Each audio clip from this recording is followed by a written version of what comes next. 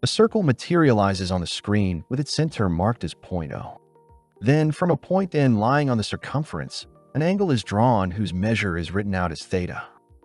Immediately afterward, another angle appears, this one drawn from the center O and intercepting the circle at points A and B along the very same arc. Its measure is shown to be 2 times theta. What hidden geometric principle makes this true? In this video, we walk through a complete and rigorous demonstration of the inscribed angle theorem. The inscribed angle theorem states that an angle theta inscribed in a circle is equal to 1/2 of the central angle that intercepts the same arc. In our configuration, with center O and circumferential points in A and B, this means that 2 times the measure of angle ANB is equal to the measure of angle AOB.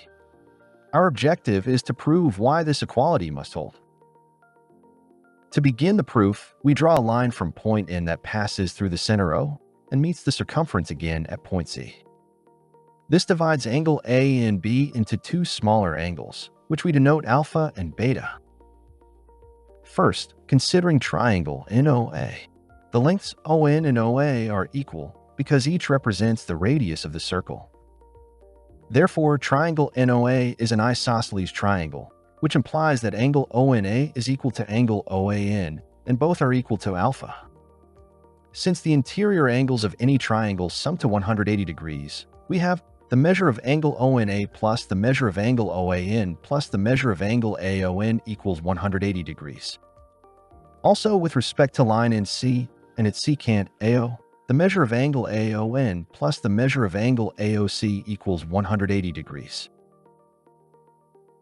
By comparing these two equalities, we find that the measure of angle AON plus the measure of angle AOC is equal to the sum of the measures of angles ONA and OAN and AON. This implies that the measure of angle AOC equals the sum of the measures of angles ONA and OAN. Therefore, the measure of angle AOC equals 2 times alpha. We retain this result. Next, considering triangle NOB. Again, lengths ON and OB are equal, as each of them represents the length of the radius of the circle, which makes triangle NOB isosceles. Thus, angle ONB equals angle OBN, and both are equal to beta. The interior angles of triangle NOB satisfy the measure of angle ONB plus the measure of angle OBN plus the measure of angle BON equals 180 degrees.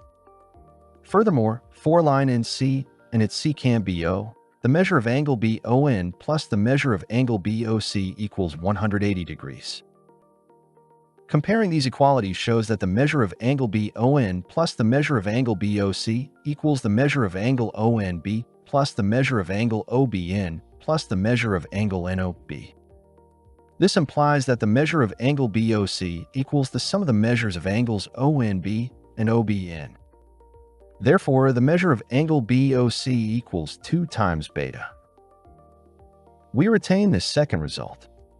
We also know that the measure of angle ANB equals alpha plus beta, which is the angle measure theta.